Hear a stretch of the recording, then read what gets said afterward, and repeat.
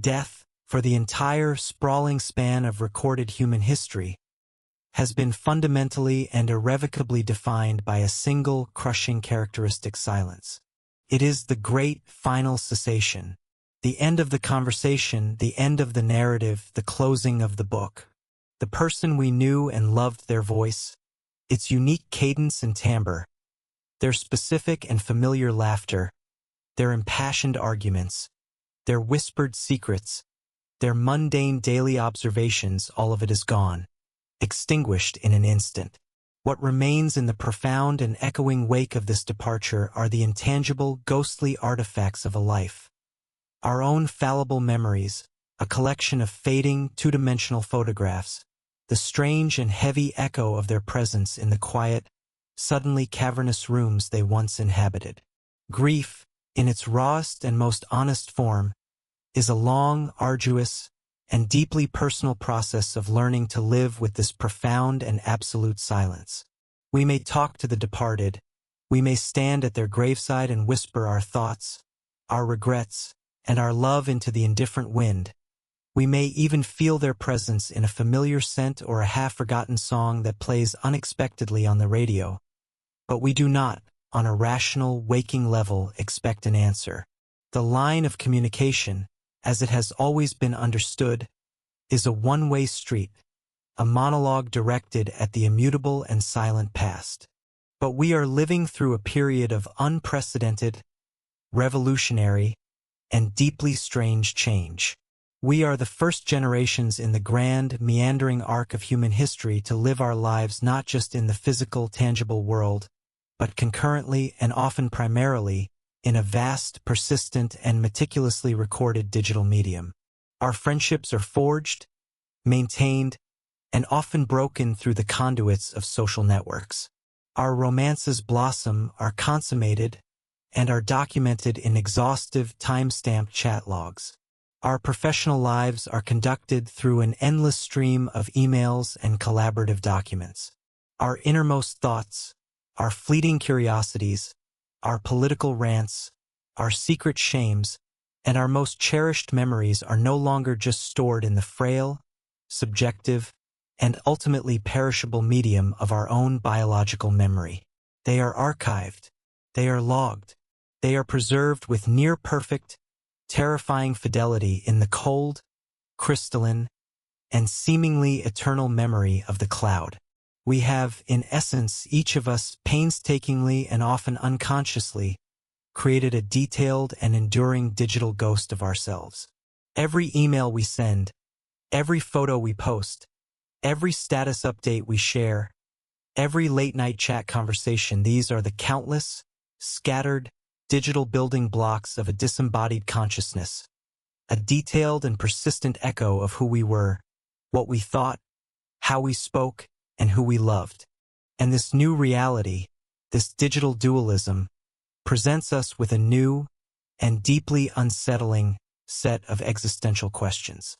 What happens when the physical person, the body, the biological brain, the warm, breathing thing dies, but their digital ghost, their vast and complex online presence, lives on, perfectly preserved and eternally accessible? What happens when that profound, final, and defining silence we have always associated with death is suddenly, inexplicably, and shockingly broken? This is a story about the new and deeply uncanny ways the dead are beginning to speak. It is an exploration of a uniquely modern phenomenon, one that would have been relegated to the wildest science fiction just a few short decades ago: the receipt of direct, seemingly impossible messages from the deceased. Emails that appear as unread in your inbox months after a funeral, their familiar sender name a jolt to the heart against a sea of spam and work memos. Facebook messages from a profile that should be dormant forever, a familiar name popping up in your notifications with the ominous word, typing, appearing and disappearing. Text messages that appear on your phone's lock screen from a number that no longer belongs to a living, breathing person. These are the new, unsettling ghost stories of the 21st century. They are not tales of rattling chains in a dusty attic or shadowy apparitions in a crumbling Gothic mansion. They are tales of the cold, blue, intimate glow of a screen in the dead of night, of the familiar Pavlovian chime of a notification from an impossible source, of seeing familiar words in a familiar digital voice, from a person who should no longer be able to type them. Today, we will delve into some of the most compelling, unsettling, and well-documented cases of these ghosts in the machine. We will examine the story of a group of friends who believed their deceased best friend was guiding them with cryptic and personal emails from beyond the grave. We will explore the deeply personal and prolonged series of fragmented, poetic messages a young woman received from her boyfriend's Facebook account for nearly a year after his tragic death. A phenomenon that felt like a slow, digital haunting. We will investigate the chilling phenomenon of phantom phone calls that emanated from the phone of a victim in a mass tragedy, giving his family false hope in their darkest hour. We will even journey back to the early days of the internet, to a classic ghost story from the era of dial-up modems and instant messengers. And throughout this journey, we will attempt to untangle the complex, overlapping web of possible explanations for these deeply strange events. Are these genuine supernatural communications, tantalizing proof that consciousness, or some echo of it, can persist and interact with our technology from beyond the grave? Are they elaborate, cruel, and psychologically damaging hoaxes perpetrated by anonymous hackers with a twisted and incomprehensible sense of humor? Or are they simply technological glitches, the strange, soulless, and unexpected artifacts of a complex global digital infrastructure that was never designed to account for the messy, emotional, and final business of human death? This is a journey to the strange, fascinating, and often heartbreaking intersection of technology, grief, and the eternal, unanswered mystery of what, if anything, comes next.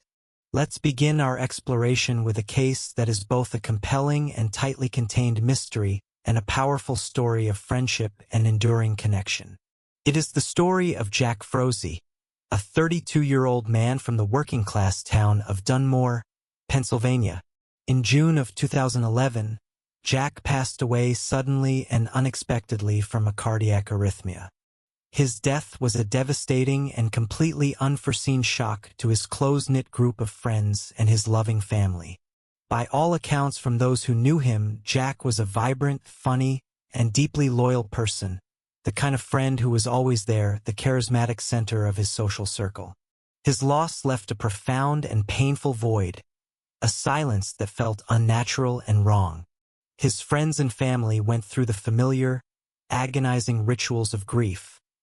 The funeral, the awkward condolences, the slow and painful process of sorting through his physical belongings and trying to imagine a future without him in it. Then, about 5 months after his death, in the cold, darkening days of November 2011, something strange and inexplicable began to happen. Jack Froese's closest friends started receiving emails from his personal email account.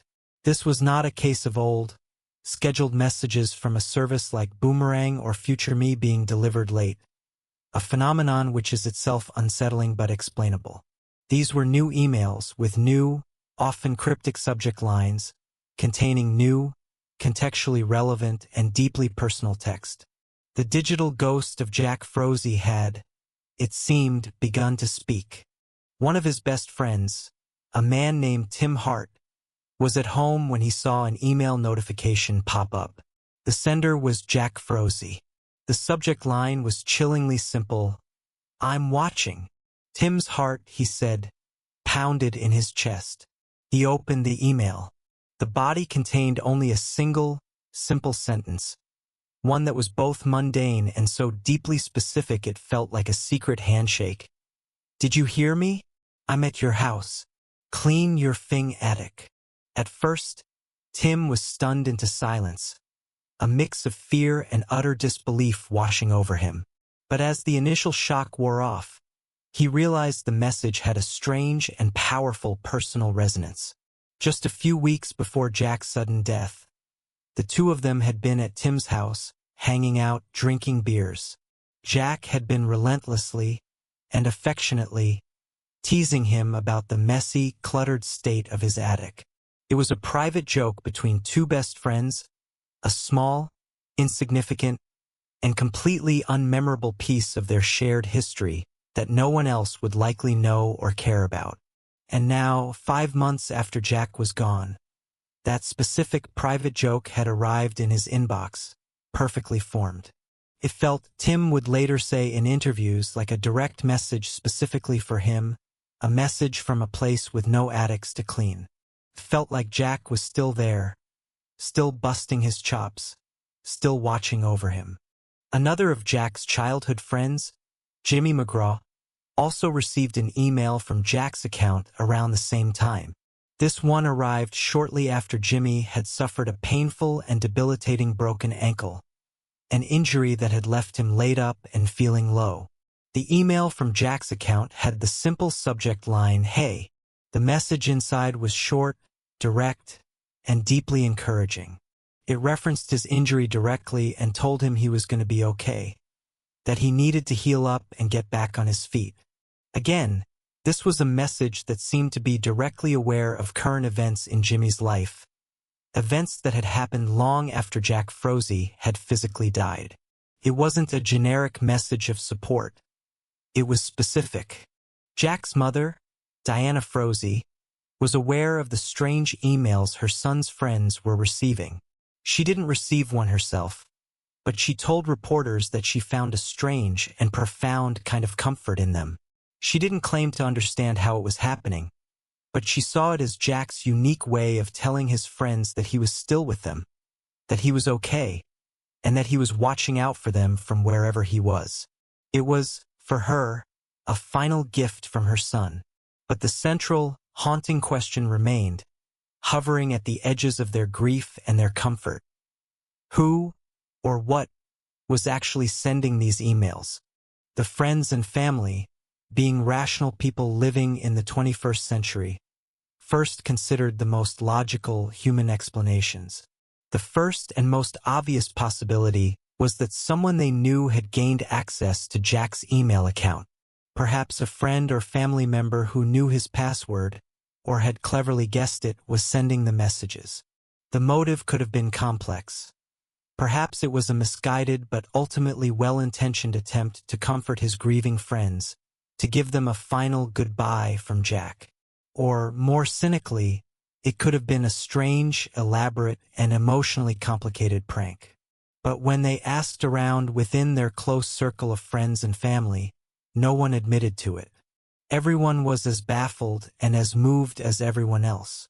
And the specific, personal nature of the messages, particularly the one about the attic, seemed to suggest a knowledge that not every single person in their circle would have had. Could it have been an external, anonymous hacker? Someone who had gained access to his account through a widespread data breach or a simple phishing scam and was now playing a cruel and intricate game with his grieving loved ones? Certainly possible. The internet is full of people who derive a strange sense of power and amusement from emotional manipulation. But the motive seems thin. There was no financial gain, no obvious malice or trolling in the content of the messages. The emails, while spooky in their impossible origin, were ultimately comforting, supportive, and deeply personal. It didn't fit the profile of a typical malicious hacker. The second possibility is a purely technological one. Could these have been emails that Jack had written before his death, which had then become stuck in the digital limbo of a server's outbox and were only sent months later due to some rare and complex glitch? This is a known, though very uncommon, phenomenon. An email can, in theory, get stuck in a server queue for a long time, sometimes years, before a system reboot, a network change, or a software update finally dislodges it and pushes it through the system. However, this explanation, while technically plausible for a generic email, struggles mightily to account for the specific facts of this case. The email to Jimmy McGraw about his broken ankle could not possibly have been written by Jack before his death, because the injury occurred months after he had passed away. This single, critical detail seems to defy any simple, straightforward technological explanation. It implies a consciousness that was aware of events in the physical world after its own demise. This leaves the third and most tantalizing possibility. The one that his friends and his mother seem to lean towards, not because it was logical by the standards of science, but because it felt emotionally and intuitively true. That somehow, from beyond the grave, Jack Froese himself was finding a way to communicate. That his consciousness, his personality, his unique sense of humor, had persisted after the death of his body, and had found a way to manipulate the digital tools he had been so familiar with in life to send a final set of messages to the people he loved most. It is a conclusion that defies our current understanding of science, of consciousness, of reality itself. It asks us to believe in ghosts in the machine. But for the people who received those emails, sitting alone in their homes, reading a private joke from a best friend who was gone forever, it may have felt like the only explanation that truly, deeply, and satisfyingly made sense. The case of Jack Froese remains completely and frustratingly unexplained. A small, personal, and deeply poignant ghost story for our new digital age. Our next case is more prolonged, more psychologically complex, and in many ways more emotionally harrowing. It is the story of a young woman named Emily Trunco and the strange, persistent, and deeply unsettling series of messages she received from the Facebook account of her deceased boyfriend, a young man named Matt. This story did not involve the relatively formal and asynchronous medium of email, but a far more immediate, intimate, and conversational form of communication, Facebook Messenger. In 2012, a young man named Matt passed away suddenly, leaving his girlfriend, Emily, and his family utterly devastated. They had shared a deep and loving relationship, and his sudden absence from her life was a profound, life-altering blow. In the weeks and months that followed his death, Emily, like so many people who are navigating the treacherous and disorienting waters of grief in the 21st century, found herself seeking solace in their shared digital history. She would spend hours scrolling back through their old Facebook conversations, rereading his words, looking at the photos they had shared, reliving their inside jokes and their serious conversations, trying desperately to hold on to the feeling of his presence, his digital voice. His Facebook account, like so many others of the deceased, had become a de facto digital memorial, a static, unchanging, and public archive of a life that had been lived. But then, about 10 months after his death, something impossible and terrifying happened. The static archive became active. A new message appeared. It was from Matt's account. Emily was on her laptop when she saw the familiar blue and white notification bubble pop up in the corner of her screen. His familiar profile picture next to a preview of a message she had not seen before. Her heart, she later said in interviews, simply stopped. She was overcome with a powerful, dizzying mixture of abject terror and a wild, irrational hope. The message, when she finally gathered the courage to open it, was not a coherent sentence. It was a strange, poetic, and nonsensical jumble of words. It appeared to be random fragments pulled from their own past conversations, as if they had been put into a blender and reassembled. Words and phrases he had used before were stitched together into a new, nonsensical, but undeniably new message. It was as if someone or something was trying to speak, but didn't quite know how, using the only vocabulary it had available to it, the words and phrases he had already typed in their previous chats. Emily was, understandably, terrified and deeply confused. Her first rational thought was that Matt's account had been hacked. She immediately reached out to Matt's mother to ask if she or anyone else in the family had accessed his account, perhaps as a way of feeling close to him. His mother was adamant. No one had his password. No one in the family had logged in. She was just as bewildered and spooked as Emily was. This was not a comforting act by a grieving family member. And then it kept happening. Over the course of the next year, Emily would periodically receive these strange, collage-like, almost dreamlike messages from Matt's account. They were never fully coherent. They were always just fragments, ghostly, disembodied echoes of things he had said before. Words like cold or home or miss you would appear, seemingly out of nowhere, with no context. Sometimes, it would be a string of words that formed a poetic, almost meaningful phrase, but never a complete conversational thought. It was like listening to a radio station fading in and out of static, catching only brief, tantalizing snatches of a song you once knew. One of the most chilling and inexplicable messages she received was one that contained what appeared to be a timestamp for a future event. It was a message that seemed to demonstrate an impossible precognitive awareness of her life. Emily had a medical condition that caused her to have occasional seizures. One night, she received a message from Matt's account that was just a timestamp for a specific time a few hours in the future. Confused and deeply unsettled by this point, she tried to ignore it. A few hours later, at that exact time, she had a seizure. It was a terrifying and seemingly impossible coincidence that defied any easy, rational explanation. Emily documented her entire year-long experience extensively. She took screenshots of every strange message. She wrote about her experiences online. She spoke to tech experts. She tried to work through every rational explanation she could think of.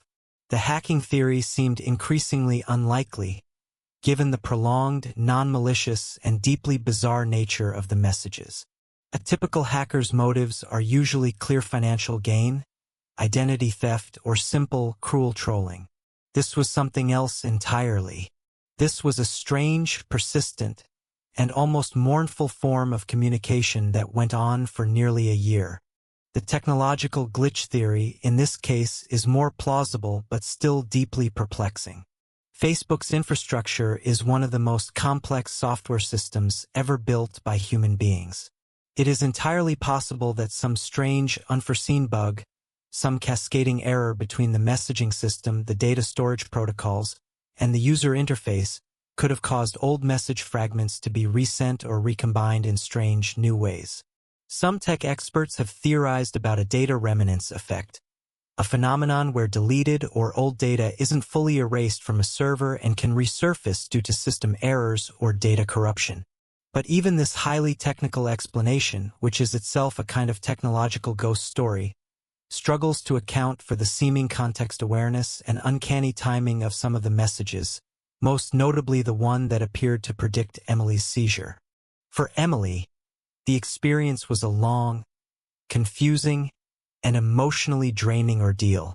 It was a constant, painful, and unwelcome reminder of her profound loss. But it was also something more. Felt, she said, like a part of him was still there, trapped in the machine, trapped in the servers of Facebook, trying to reach out to her in the only way he could. The messages were like digital EVP electronic voice phenomena, the ghostly, disembodied voices that paranormal investigators sometimes claim to capture on audio recordings. These were not voices, but ghostly texts, fragmented whispers from a digital soul trying to make itself heard across an impossible divide. After about a year, the messages stopped as suddenly and as mysteriously as they had begun. Matt's account fell silent once more, this time for good, leaving Emily with a collection of haunting screenshots and a deeply personal mystery that will likely never be fully solved. From the modern era of social media, let's journey back to the early, pioneering days of the public internet, to a time of dial-up modems, of pixelated graphics, and of a very different kind of digital communication. This is a classic, foundational internet ghost story, one that has been shared and reshared on forums for over 2 decades. It is the story of a man named Tim and his friend, Jack, and a series of unsettling messages on the instant messaging program ICQ. In the late 1990s, before Facebook Messenger, before WhatsApp, before texting was ubiquitous, programs like ICQ and AIM were the primary way young people communicated online. The story, as it has been told and retold, goes like this. Tim and his best friend Jack lived in different states but maintained their close friendship through constant, late-night ICQ chats. One day, Tim received a call from Jack's mother. Jack had been found dead in his apartment, the victim of a sudden, unexpected medical event. Tim was devastated. A few weeks after the funeral, Tim was online late at night when something impossible happened. He heard the familiar, iconic "oh" sound of an incoming ICQ message. He looked at his screen, and his blood ran cold. The message was from Jack's account. It simply said, "Tim, it's so cold here." Tim, assuming it was a cruel prank by a hacker or perhaps Jack's roommate using his computer, angrily typed back, "Who is this? This isn't funny." The reply came instantly, "It's Jack. Tim, I'm so scared." Over the next few nights, the conversations continued. The entity claiming to be Jack would describe a cold, dark, empty place. Tim, torn between fear, grief, and skepticism, continued to engage, demanding proof. He asked questions that only the real Jack would know the answer to, and the entity on the other end answered them correctly one after another. Finally, Tim asked the ultimate question, "Jack, what happened? How did you die?" There was a long pause, and then the final, chilling message appeared on the screen. "I'll tell you, but it's a long story. I have to go now. It's getting dark." And with that, Jack's account signed off. It never signed on again. The story of the ICQ ghost became one of the first and most enduring legends of a digital haunting, a tale from the dawn of the internet that presaged the strange phenomena we see today. This brings us to the most dramatic and publicly documented form of this phenomenon, the phantom phone call. This is not a text-based message, but the sound of a ringing phone, a direct, auditory intrusion from an impossible source. The most famous case, as we've touched upon, occurred in the aftermath of the horrific Metrolink train crash in Chatsworth, California, in September of 2008. A man named Charles Peck was one of the 25 people tragically killed in the head-on collision.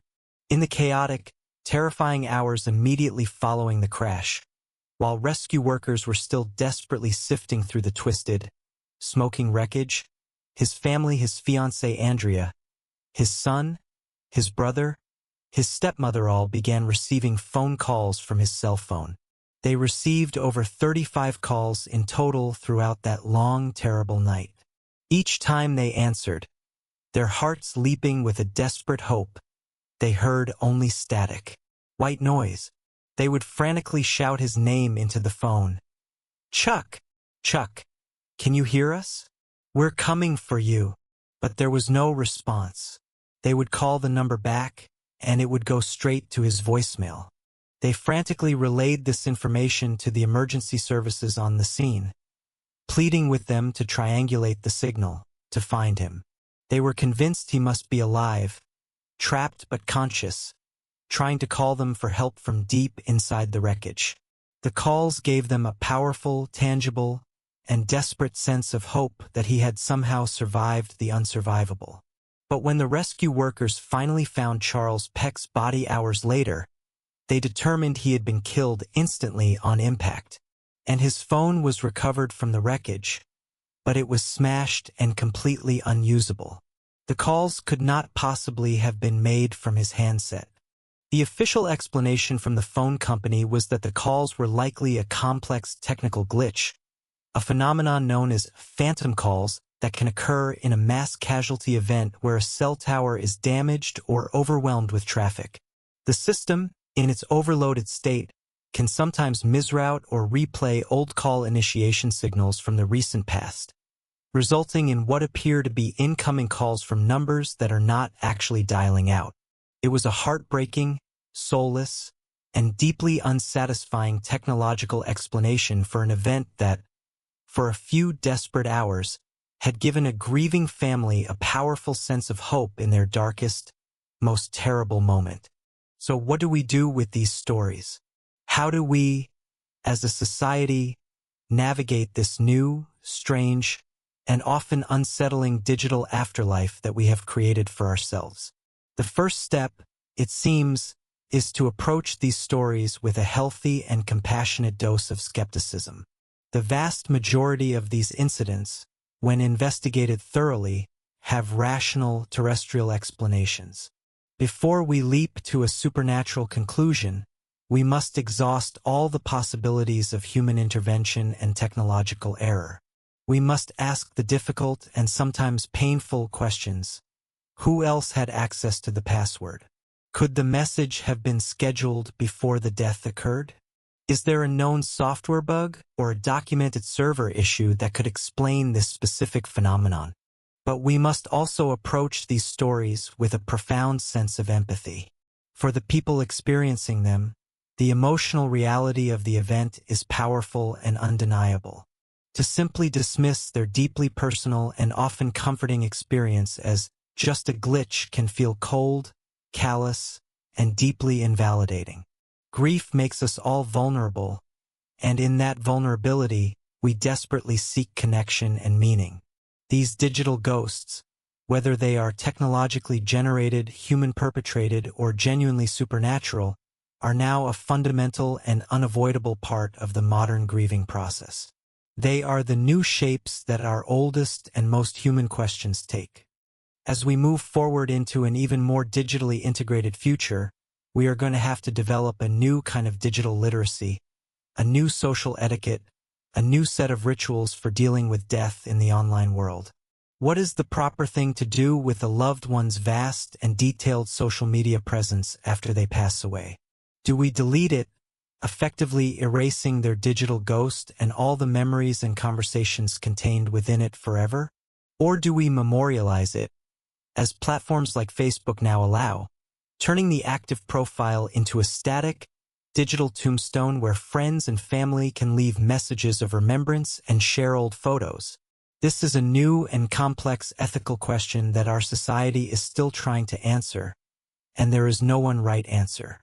There are now even companies and services that offer a more proactive, and what some would consider deeply uncanny, solution to this dilemma. Services with names like Dead Man's Switch, Gone Not Gone, and Safe Beyond allow you to write emails, create social media posts, and record video messages before your death, which will then be automatically delivered to your loved ones at specified times after you are gone. You can schedule a happy birthday email to be sent to your daughter every year for the next 20 years. You can record a video message of advice for your son to watch on his wedding day, a day you know you will not live to see. This is a strange, fascinating, and ethically complex development. We are now consciously and intentionally creating our own, curated digital ghosts. We are weaponizing the phenomenon of the post-mortem message, turning it from a spooky, unexplained accident into a deliberate, final act of love and communication. But this too raises a new set of complex ethical questions. Is receiving a pre-scheduled email from a dead loved one a beautiful final gift? Or is it a way of preventing those left behind from ever truly moving on, tethering them to a digital echo of a past self, unable to fully escape the grip of their grief? Is it a comfort, or is it a new and uniquely painful form of haunting, one that we inflict upon ourselves and our loved ones? The stories of messages from the dead are ultimately stories about us. They are about our profound, primal, and deeply human fear of silence and of oblivion. They are about our desperate, universal need for one last word, one final connection, one piece of tangible evidence that the people we love, and the connections we shared, are not truly, completely, and finally gone. For most of human history, that evidence was sought in whispers on the wind, in the flicker of a candle, in the meaningful shape of a cloud. Today, we look for it in the cold, blue glow of a screen, in the familiar chime of a notification, in the sudden, heart-stopping appearance of a familiar name in our inbox. The technology has changed in ways our ancestors could never have imagined, but the fundamental human yearning has not changed at all. We are still a species that gathers in the dark, telling stories, trying to make sense of the great, final, and perhaps unsolvable mystery. The only difference is that now, in the digital dark, the ghosts are beginning to tell stories of their own. And we are all, collectively and individually, learning how to listen. If this exploration of the strange and fascinating intersection between technology, grief, and the afterlife has sparked your curiosity, I encourage you to subscribe to our channel for more deep dives into the mysteries that define our modern world. Click the notification bell so you don't miss our next investigation. And now, I invite you to share your own experiences and thoughts in the comments below. Have you ever received a message that seemed to come from the other side? What do you believe is the best way to handle our digital legacies in an age of digital ghosts? This is a conversation that is becoming more relevant with each passing day, and it is one that we must have together. Because the ghosts in the machine are not going away. They are a permanent part of our world now, and their silence and their sudden, unexpected messages will continue to haunt us, to comfort us, and to mystify us, for as long as we remain connected.